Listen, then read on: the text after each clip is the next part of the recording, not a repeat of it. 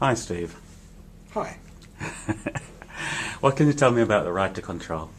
Right to Control is a programme that pulls together 5 or 6 separate funding streams to allow individuals not to have more money but to have greater say and greater flexibility in how they use those funding streams to manage their life, whether that's their personal life or their journey into work or to be able to stay in work.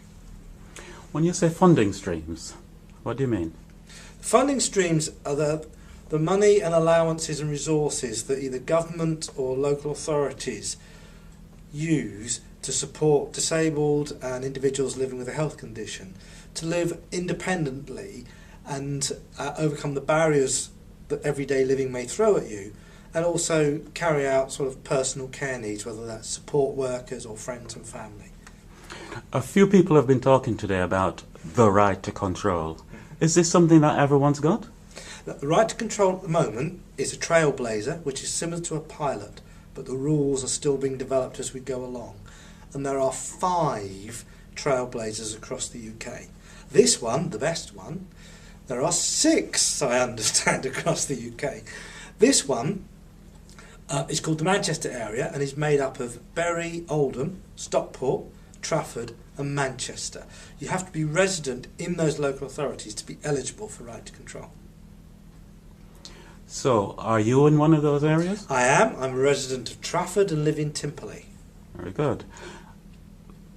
Are you in receipt of right to control? I'm in receipt of only one element. I get access to work, but mine is the fixtures and fittings, so mine is reviewed every couple of years for equipment.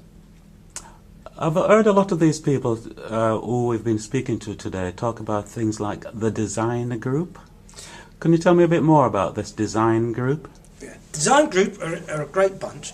What the design group have been doing is working with the decision makers and the strategists across the Manchester Area Partnership to ensure co-production happens. That means disabled people themselves are involved in developing and designing and implementing the right to control across the Manchester area, not just being consulted. So it's not professionals sitting in the boardroom designing something and then coming asking people what they think about it. Individual service users and disabled people themselves have been involved in writing the programme and the policies from the start. Tell me a bit more about this particular Trailblazer that you're a part of. This particular one is the largest one and probably one of the most complex, in that it's made up of 5 local authorities rather than just 1 or 2. So we're covering half of Greater Manchester, so it's an enormous population of both rural areas in Bury through to inner city Manchester and parts of leafy Cheshire in Trafford. So there's a real mix of people and demographics there, all of whom have different ways of accessing funding streams. And part of what we're trying to do is to bring some commonality and reduce bureaucracy within those areas. And if I wanted to be a member of this design group, what qualifications would I need? Lived experience. You need to be a resident in one of the Manchester areas, that's Bury, Oldham, Stockport, Manchester and Trafford. You need to recognise yourself as either disabled or having a long-term health condition, and you need to get in touch with an existing member of the design group or contact myself either at the Greater Manchester Coalition or Breakthrough UK. Okay, thank you. Give me some idea now, if you can, about the sort of involvement that the design group have had. I know you've told me things on a broad level. Mm-hmm. Can you give me a more specific idea of how they've been involved? Okay. People's involvement varies enormously. We have groups of people that work with directors of adult social care at a strategic level, looking at the policies that go to make up this programme called Right to Control, right through to the local involvement, working with local user-led organisations and disabled people's organisations, providing either peer support, supporting other disabled people to understand Right to Control. We engage Job Centre Plus and Access to Work, discussing how their programmes could be more effective and how they can engage more disabled people on their programmes.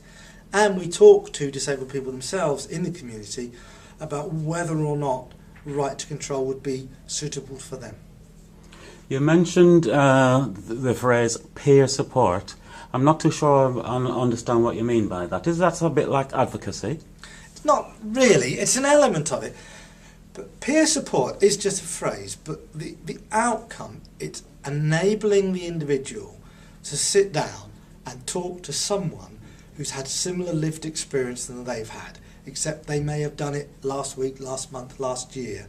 Somebody who comes from a similar understanding without judgmenting, not there to represent them, just there to say, when it happened to me, this is how I felt, here's my view. And is this all part of this right to control, this peer support? It is a significant part of right to control. And it's, to me, it comes under this chunk of co-production. It's people with that lived experience working with decision makers saying, this is how effective your program could be if you change it here or tweak it there. You bring that down to the individual level, it's allowing the individual to say, yep, we've been there, we can understand some of the things you're going through, here's how I did this, here's how I coped, or we can signpost.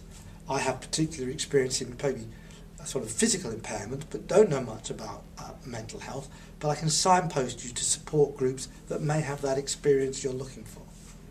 It sounds good, this right to control. I noticed the title is right. To what extent is it a right? In the Trailblazer Areas, it is defined in law as a legal right. You cannot opt in or opt out. You have a right to control your personal budget.